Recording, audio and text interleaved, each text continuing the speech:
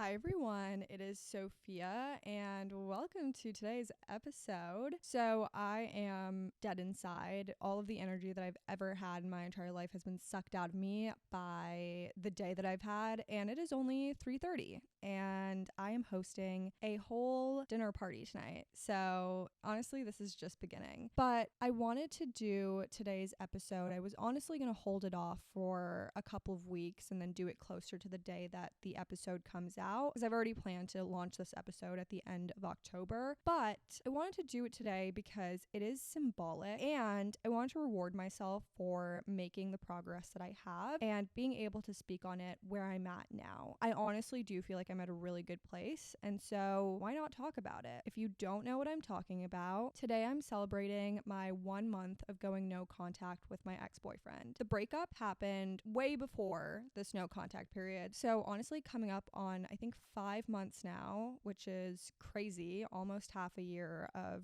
being out of a relationship. But I feel like I didn't really leave the relationship until the no contact situation, and today I'm going to talk about it. Now, after I'd hit 1 week, I decided to celebrate the accomplishment with a cake pop from Starbucks. Both of my parents actually ended up getting me individual cake pops, but this one particularly my mom brought home for me after I'd asked for a cake pop to celebrate this moment of going 1 week without no contact, because in the past I had really struggled to do such a thing. So it was a big milestone, honestly, that I'd made it through a week and not contacted this person. And so had the cake pop, put a candle in it. My sister sang this little song. I don't even remember what the song was. It was like a version of Happy Birthday, but like no contact edition. And I filmed it. And I ended up making a little edit of it and posted it on TikTok. And the TikTok blew up. It has, at this point, I think 1.4 million views and over 250K likes. And what I realized from this experience was I'm not the only one going through it. And obviously I could have assumed that, but the truth is it was so interesting hearing everyone else's story, because so many people were coming forward and they were like, it's been a week for me too, or like, it's been a couple of days, it's been 24 hours. Then I had people who were like, it's been a month, it's been 2 months, it's been 3 months. Like people who were a lot further in the journey than I was and who were kind of like giving me advice. They were like, I promise it gets better. They were like, the whole healing process isn't linear. Like you're going to get there, blah, blah. And it was just so interesting to get in all of these responses and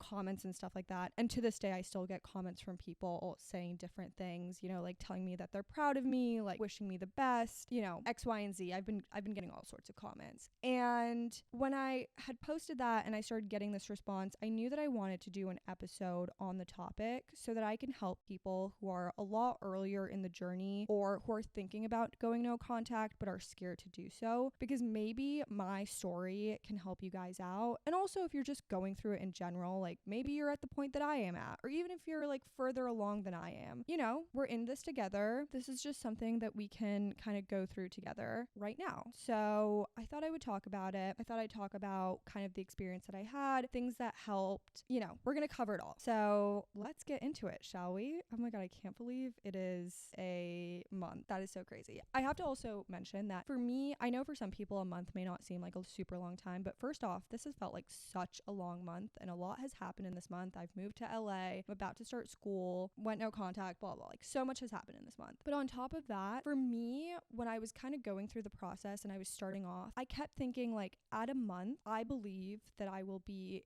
in such a better place. And I believe that that will be kind of my marker of I've made it through no contact. Like I know no contact can be an indefinite time. It can also be broken at some point later on. But for me, I kind of knew that I needed to give myself at least a month, no contact, to feel as if I'm really okay and I'm really moving on. And I won't lie, I definitely feel like I've gotten to a very good place. Now, like I said, the healing journey is not linear. Do I think about him sometimes? Absolutely. Do I wonder what he's up to sometimes? Absolutely.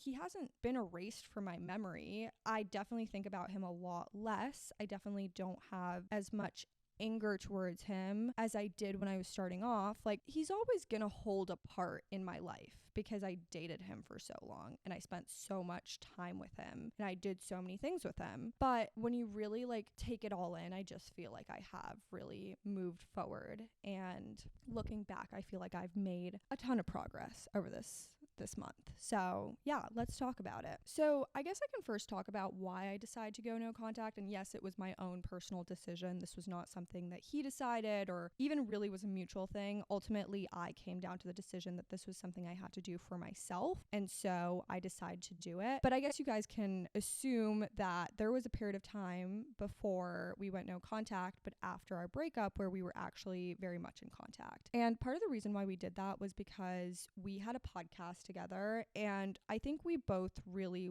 at the beginning at least, we really wanted to try and keep the podcast going. I personally had become extremely passionate about the podcast, and I had really big dreams for it, and I was willing to do anything to make it work. Like, I would have put myself through hell and back to make this podcast work. And so I went into it like post breakup, and I was like, we're going to figure it out. We're going to find a way to do this. We're going to find a way to be best of friends, and we're going to make it work. Like, we are literally going to, I had heard so many times, and so many people along the journey also said like, oh, it doesn't work. Like, you know, they were like, you can't be friends with an ex, or like people would say things, and I would look at it and I'd be like, no, we are going to prove everyone wrong. But clearly we didn't. And the truth is, towards the end of the time that we were still in contact, and when I was sort of deciding to go no contact, I felt like I had just lost the person that I had dated and loved. And it was extremely hard to be around this new version of him. It was kind of a slow change into it, but by the end, I really did see like a very different person from the person that I dated. And I think it just felt like we weren't really compatible anymore, like to even be friends. It felt like we were living very different lives, and there just wasn't exactly a way for us to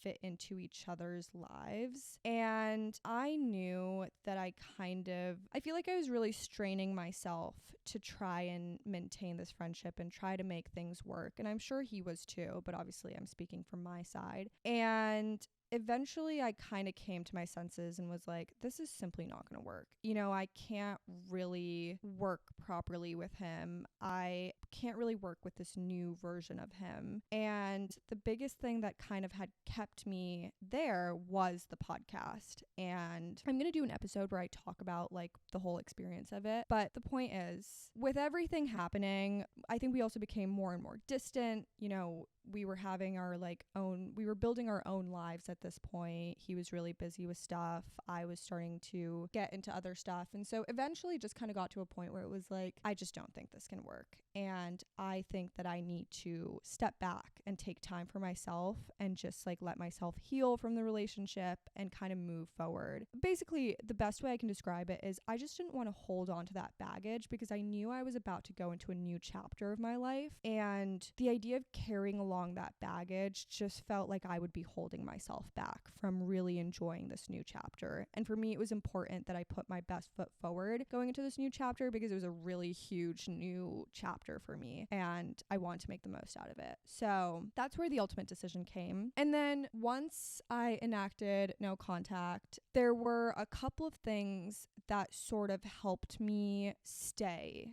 in no contact. Because as you guys can imagine, or if you're going through it, you know it is a struggle every day not to reach out to that person. That person was my best friend for such a long time. He was someone that I would always confide in. He had been my comfort person for a long time as well. And not having that and having to kind of readjust and just figure out how to do life on my own was incredibly difficult. So I'd have my days where I would see something or I'd want to say something and I had to hold myself back. But the thing is, the one thing that I love about myself is that when I make a decision, I'm steadfast about it. And I take my time making the decision, but once I've made the decision, I've made the decision, you know? And in this case, similar to the breakup, like when I broke up with him, I knew that I had made up my mind and I wasn't going to change it. I think a lot of people thought maybe we're going to get back together soon. Like they thought maybe it was going to be one of those situations where it's like your exes for a little bit, then you get back together, then your exes again, something like that, whatever. I knew it would would never be like that, because when I had made my decision, I was like, I'm not turning back after I make this decision. It was the same way with no contact, but no contact was definitely a lot harder than break up, but still in contact, you know, because I still had him around and I still could have him as like a comfort person. I could still confide in him and stuff like that. He was still, I guess, my best friend up to that point. So I honestly think that's the biggest thing. Like every time I would think about it, I'd be like, but you made this decision, and why did you make this decision? And then I would remember all of the reasons why I'd made the decision, and I'd be able to list it out for myself,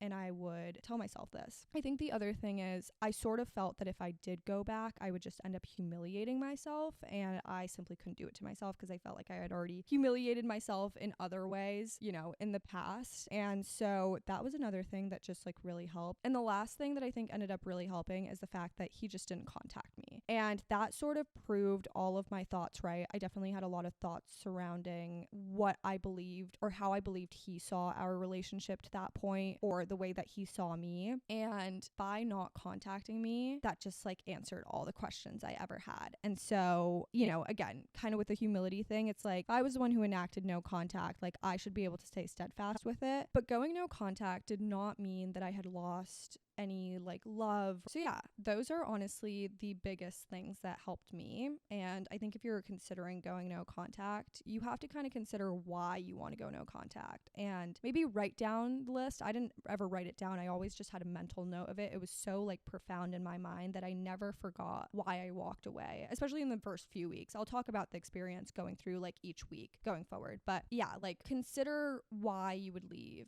Consider what you think you could get out of it. I think another thing that really helped me is that I had this belief, this true belief, that if I throw away this baggage now and let myself heal for a little bit and then walk into this new chapter of my life, I will get so much better in my life. Like really great things are going to come out of it eventually. I knew that I was going to be in pain. I knew it was going to hurt. I knew it was going to be, I was going to suffer through it for a while, but I knew eventually like it would all come back to me, and I would finally kind of have a reason as to why I decided, or I would know that my decision was a good one, essentially. Obviously, like there's no telltale sign, but I just knew that there were going to be certain things that would happen in my life where I would feel these are things that happened because of the decision I had made prior. And obviously, now that I'm a month out, I definitely feel like it's slowly coming together. I think that the magic will continue to work itself going forward. I think it's still very early on. I also think that the new chapter that I keep talking about, I just started it. It's been literally a week for me. So there's still time. And I do genuinely think like going forward, there will be more and more good that reveals itself to me. And I'm excited about that. But that also really helped me like kind of put the whole thing into perspective and to sort of commit to the bit and say, I made this decision because I knew that I could get better going forward. But first I need to work through it, and then good things will come. So that's kind of where I've been with that. So I think that's a really great mindset to have. You know, you see those girls like on social media, or you hear about those friends who end up having this like major glow up after a breakup. And it's like the glow up doesn't just happen instantaneously. It happens after going through that healing process, you know, having your moments, being sad, kind of having to suffer through it, being heartbroken, like the whole thing. And then eventually over time, you start to heal more and more, and you move down the process. And eventually you start to get to a point where it's like, instead of, you know, just dwelling on it constantly, you're able to start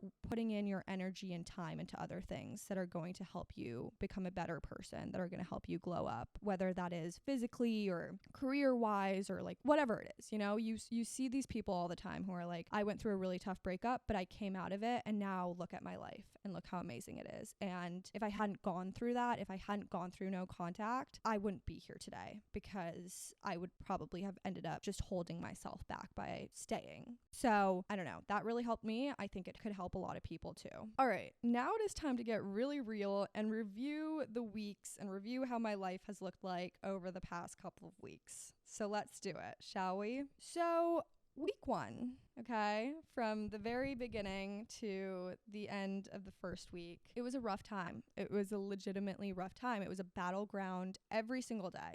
I was fighting for my life, and fighting against those thoughts that told me you should reach out. You know, I miss him. Like, let me reach out. I was going through it. I was absolutely going through it. And I think it is very normal for the first week to be incredibly hard. What I will tell you, if you are in your first week, it does genuinely get better. It really does. I think after the first week, things started to kind of lighten up.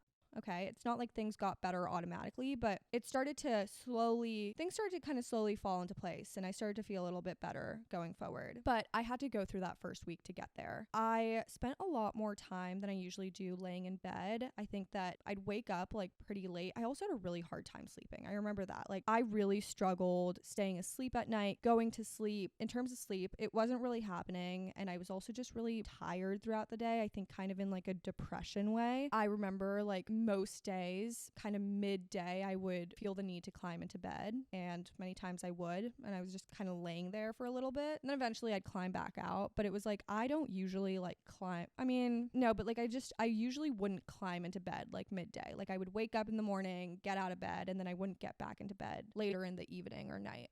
So that was definitely interesting. Mornings and nights were especially hard because that's when all the thoughts and questions I had would come streaming in. And I spent a lot of time wondering what had happened to the person I dated and loved and the things that were said but never happened. I just remember like after the hour of like 9 and before the hour of like 12, there were just a lot of thoughts. There was a lot of just like random thoughts darting through my head, random questions that I wanted answered. There's just a lot. It was a lot, okay? Like, a lot was happening in my mind. She was playing mind games, and I just had to kind of sit through these thoughts and deal with it. And luckily, like, it was never too extreme, but yeah, I definitely spent a lot of time thinking, and it was hard to think things because I would want answers, and when I wanted answers, then there was that temptation to reach out and be like, why didn't you do this, or why did this happen, or why did this go wrong, you know? So yeah. And then, like I said, I celebrated a week with a cake pop, which turned into that, I don't know if viral is the right way, but that TikTok that ended up blowing up. The other thing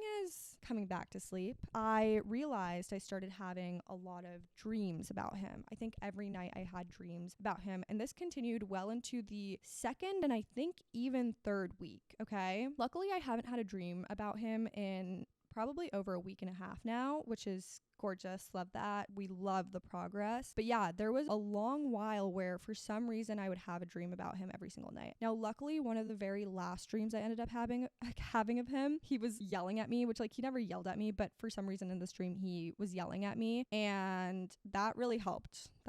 Also, fun story. I think during week 1, there was this one morning where I was still sleeping and I was having this dream of him, and someone had forgotten to turn off the like house alarm, and my mom opened the door and the alarm went off. And I kid you not, I was so convinced in that moment, because like I was half asleep, that the alarm was going off because I was having that dream about him. Yeah, so that was a fun one. Really enjoyed that. Okay, after week 1 though, things were starting to look up. Okay, like legitimately I went into week 2 and I was like, I feel honestly so much better. I feel like I've been lifted out a little bit. And honestly, I think the biggest thing is I just needed to get over that first week. That was like the hardest time for me. I would still have tougher days, obviously. Like I said, the whole thing isn't linear. I would have days where I spent a lot of time thinking. I would have days where I want to reach out. But for the most part, I was kind of having like a nice balance between those days and then just like better days. I did spend a lot of time reflecting and thinking about everything. It was less in like anger or resentment or sadness. It was more just kind of like thinking about things that had happened during the relationship, during that period we had where we were still in contact, and just kind of like reviewing it, which was really necessary because I think, you know, like I don't really think about it a lot now. So I think it's good that I had that period of time to reflect and think about it. And now it's kind of just more like a distant memory that I don't really pick out very often. I was definitely more accepting of the situation, but still fighting the urge to reach out on occasion. I think the biggest thing is eventually it's hard, but you have to sort of accept that this is the situation, accept that this is how it's going. And I think once you can accept that this is what's happened, maybe you've chosen to go no contact, maybe they have chosen to go no contact, and you just kind of have to live with it and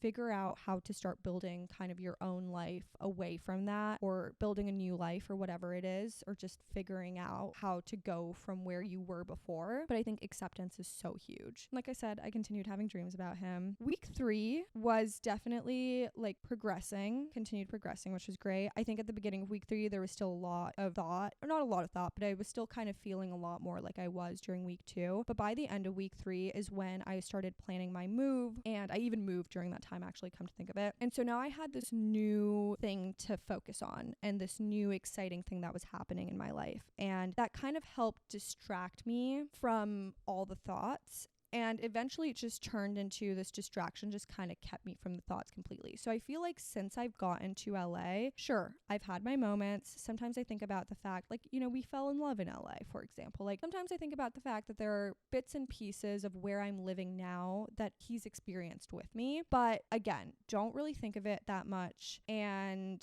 I think really since I've moved to LA, like, he's been primarily off my mind, and the whole no contact situation has been primarily off my mind and stuff like that. Like, for example, I'm having this dinner party today, and it's actually, I'm calling it my single again soiree, but it's really in celebration of my 1 month. And I decided that I wanted to do this like within the first week of going no contact, or maybe it was first or second week. I basically was like, oh my God, what if I did a little celebration? I invited my friends. I'm going to be back in LA. Like, this is going to be so much fun. And so I even created the invitation back then and all that. And I was so excited about it. And I was like, this is really going to keep me going because it's something to look forward to at the end of, you know, the first month. And I told some of my friends and they were like, we're going to hold you accountable, blah, blah. And by the time that I sent out the invitation, which was like about a week ago, a couple days ago, honestly, for some people, because I was doing some late invitations. But by the time that I was sending out the invitation, I didn't have, like, obviously I'm excited to have everyone, but it didn't weigh on me as much. Like, the excitement was sort of less about, oh, I'm celebrating my 1 month of no contact. Obviously I want to celebrate it because it's a huge thing and I'm going to do certain things to celebrate it. Like, I'm getting a cake, for example, but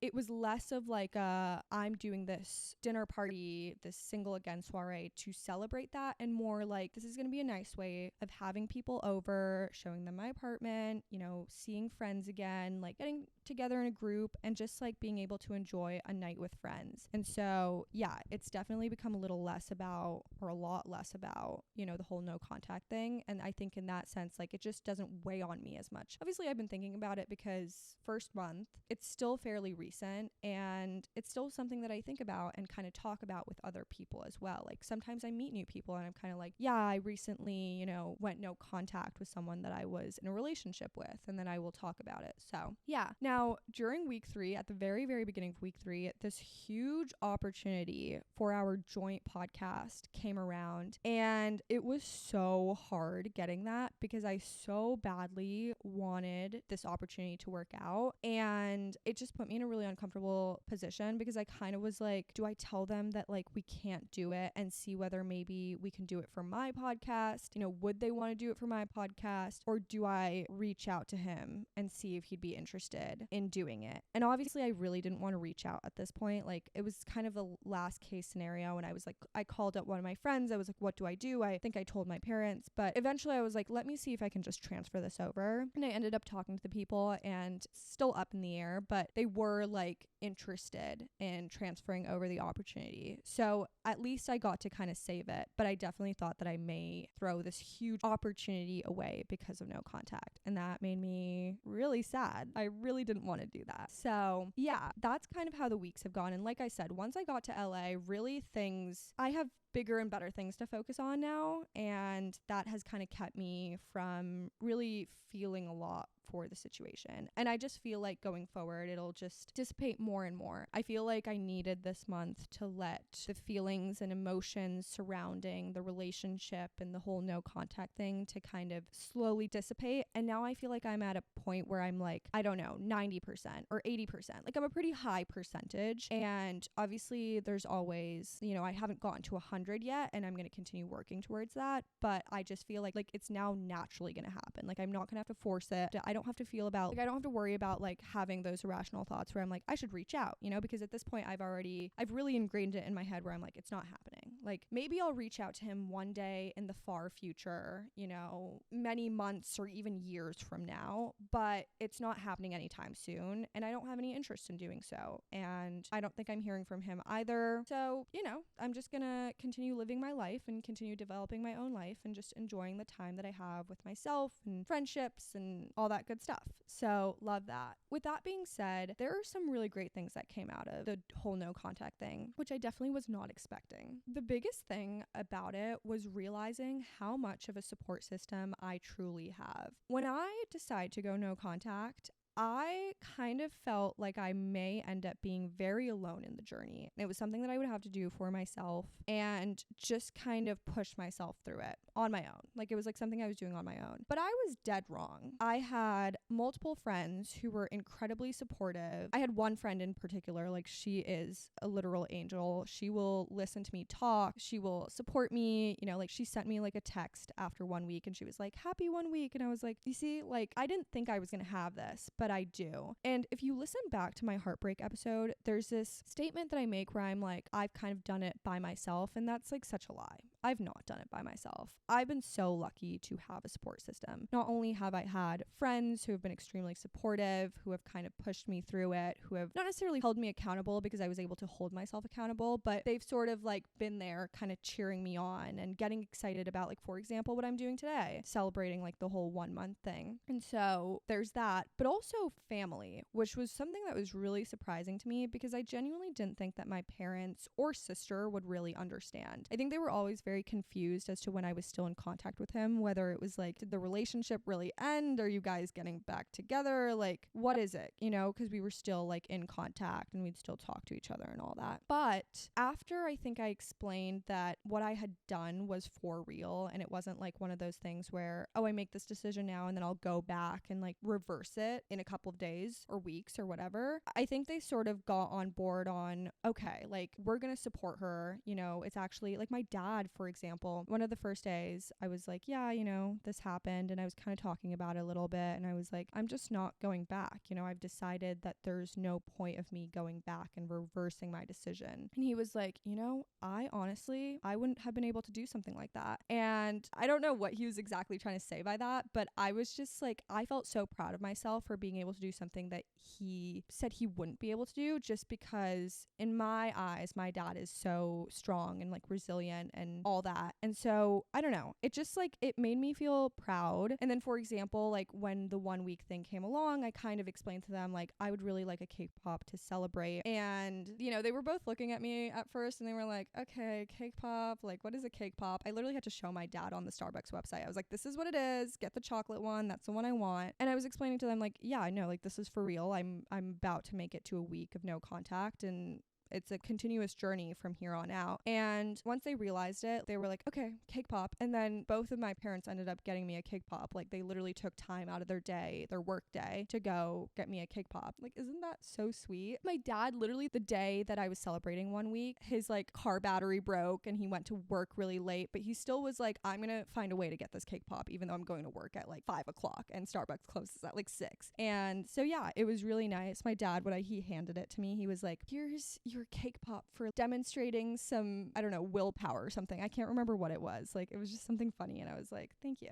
So sweet. So yeah, definitely that. I don't talk to my parents about that kind of stuff too much anymore. Like, if I have something really weighing on me, I don't usually go to them, but I definitely shared some bits and pieces and they were understanding. My sister too, like, if you watch that viral TikTok video, I don't know why I just called it viral. I hate the word viral because it's not viral. Whatever. The one that blew up, it's on my like spam account, which was never supposed to be shown to people who I actually know, but obviously now you can probably find it. You'll see my sister in the background and so many people commented on it. They all thought she was my friend. They were like, oh my God, you have such a supportive friend. Like, you're so lucky. You're like, I wish I had a friend like that. And I was like, that's my literal sister. We came from the same womb. Like, hello, she's forced to do this. But no, like, she was really, you know, like, the song, wasn't expecting that, because my sister honestly is like my biggest critic. Like, she would never come around to that kind of stuff. But no, she really did show up in the moment. It took her a moment, but yeah, she did show up. And again, like, she'd let me talk about it when I was having my feels. The other day, she was like, stop stalking him, because I wanted to know what he was up to. Yeah, true confession. I do still check up on him every so often. I just am. That's me. It's not like I'm even like looking for anything particular. I'm just like, let's see if he's doing something with his life. Like, let's see if he's doing anything fun. And so I look and I ended up finding things I absolutely didn't want to find, not in a bad way, but just because I was cringing so hard. And I was like, cool, good to know that he's still up to the same regular things he was up to after we had stopped dating. But yeah, I like sent it to her and she was like, stop stalking him. At first she was like going for it, but then she was like, stop stalking him. And I was like, okay, yeah. But no, I definitely feel like I've made a lot of progress. For example, like the stalking thing. I think that's really big for a lot of people. People kind of hold on to it for a very long time. I don't follow him on Instagram anymore. I kind of removed him after like the first week or so. Oh, I totally forgot to tell you guys something. I know this is really harsh, but I knew that it was the only way for me to make this work. And so I had to do it. Obviously, you know, would I have wanted to do it that way? No, not necessarily, but it was the only way I could have gotten this no contact situation started. So I ended up blocking him like on iMessages and then deleting his number. So I don't have his number. Like if I wanted to call him up, I couldn't because I don't have his number. I don't have it anywhere, I think. Maybe it's somewhere like in the depths of I have no clue where, but I can't find it. So did that, removed our text thread off of my phone, and then I removed it off of my computer. And a couple of days into it, I was like, oh, I totally forgot, like my iPad also has the text messages come in. And I was under the impression that when you block people off of your phone, it gets blocked on every device that you have. So I was like, oh, just the old messages, just have to delete it. Come to find out, this was like maybe 2 days after going no contact. Come to find out, it didn't block him on my iPad, and messages had continued to come through. Now, were the messages of any real substance? No, like there was no begging, no pleading. It was just very simple, random messages. And I believe, maybe he can like start a podcast and confirm this, I believe he thought that he was not blocked because I think it was going through my iPad and it probably showed that it had delivered. So yeah, at that point I had to delete him off of my iPad for my own sanity and block him and stuff like that. So that's all gone. But yeah, after that kind of slow progress of removing him on social media and all that, other things that helped is I had luckily I'd stopped following his family members after our breakup actually, and that was a good thing because I caught myself one day, like at the beginning, I caught myself trying to like see whether they were public so I could see if they had been posting anything about him. You know, when I caught myself doing that, I was like, I'm so glad that I had removed them at the very beginning of our breakup because now I don't have access to that. And he doesn't post on Instagram. I also don't have him on Instagram. And so I can't even really see what he's doing with his life. And that's good. That's good because I think my mental sanity would go out the window if I just kept like stalking him, kept checking up on him, kept seeing things pop up of him. That's the biggest thing. I think like, you know, if you're following someone, like you'll see their stories, you'll see their posts come up, and like that would have just kind of driven me into the wall. So that was good. Love that. Ultimately, it was a very simple process for us. And I know that a lot of people have to go through a much more complicated process. And that was because we were a long distance couple. We did not have mutual friends. We did not live in the same city or state. Like the chances of me running into him are so incredibly low that I don't have to worry about it because we don't live in the same state. Like I don't think he's coming anywhere near me and I don't plan to go anywhere near him. So is it going to happen? Likely not. I think if we were to ever run into each other, it would be like in a completely different state, like many, many, many, many years down the line. I just don't think it's happening because we live in such different worlds and I don't really see those worlds colliding. So that's nice because I remember seeing like a TikTok, you know, like a couple weeks in, and it was like, just saw my ex like at a coffee shop. And I was like, you see, that's something I never have to worry about because I'm not going to see him, you know, like I'm just not going to see him. And I get to live in peace with that. So I do, obviously being a long distance couple was insanely hard.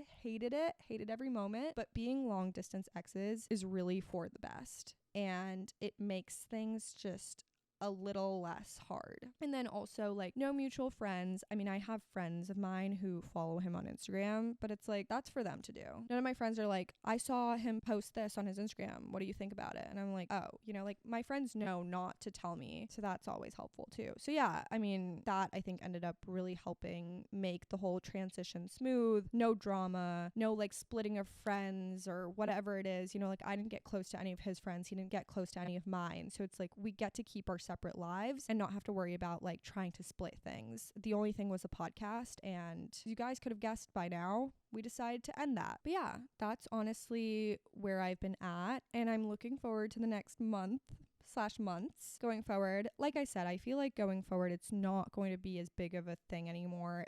think about it less and less as days go by, and I get to focus on new things, and I'm so excited for this new journey. And there's actually an episode that comes out before this one where I talk about it, so you can go listen to that. But yeah, no, for the people who are thinking of going no contact or just starting it, like I said, it gets better. I think my story really does tell that. Obviously, I don't have any big success stories yet because it's been so recent. I can't be like, I found the love of my life, or I am now really famous, or like whatever it is. Like, I don't have any of that. But the point is, I have done a lot in this time being. For example, launch this podcast. This is honestly something I never thought I would be able to do without him. And the fact that I was able to do it, obviously he helped me out in some ways before we did go no contact, but ultimately this is something that I've done on my own, and something that I didn't think I would be able to do on my own. And it's a labor of love, and I'm so happy that it's my thing and I don't have to share it with anyone. And yeah, I'm incredibly proud of it, and it's something that I get to grow and work on and keep developing, and she's my pride and joy,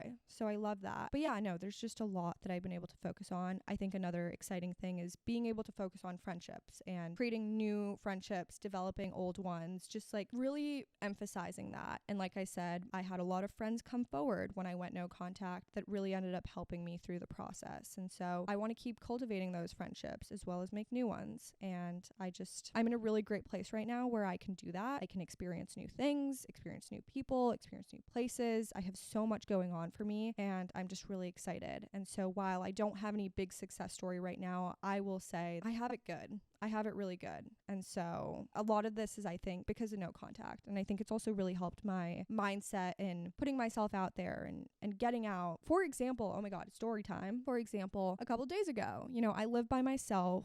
A lot of my friends weren't in town yet, so I was kind of on my own. I was having a Saturday where I didn't have any plans, and at some point I was just kind of hitting a wall. I was like, it's been a day. It's only like 3:30, but I wake up really early. Like, for example, today I woke up at 6:30 naturally. So anyways, it had been a day, and I was like, I'm hitting a wall. I need to go out. I need to see the sun. Like, I just need some time. And so I was telling myself, like, go out, like, you never know who you're going to meet when you're out. You never know whether you're going to make a new friend, whether someone is going to approach you, whether you'll see something exciting. And so that motivated me to get out. And I told myself, I'll go to Starbucks, get a cake pop. We love a good cake pop. Starbucks needs to like sponsor me for that video, by the way, because everyone was like, we're getting cake pops. So, but yeah, went to get a cake pop. I then went to campus and I was sitting out, and of course I was by myself. I was just enjoying the sun, enjoying my cake pop. And this guy at some point comes up to me and he goes, hi, like, you're really pretty, or something like that. I can't remember exactly what he said. He's like, what's your name? And I'm like, Sophia. And he's like, I'm going to sit by you for a little bit. And so we started this conversation and we started talking back and forth, and I gave him my number at some point. And it's just like, that wouldn't have happened if I just stayed at home, and it's like, I got to meet someone new, which was really cool. I got to have a fun conversation, and now it's someone that I'm still in contact with. And like, even if it doesn't go anywhere, it's just like,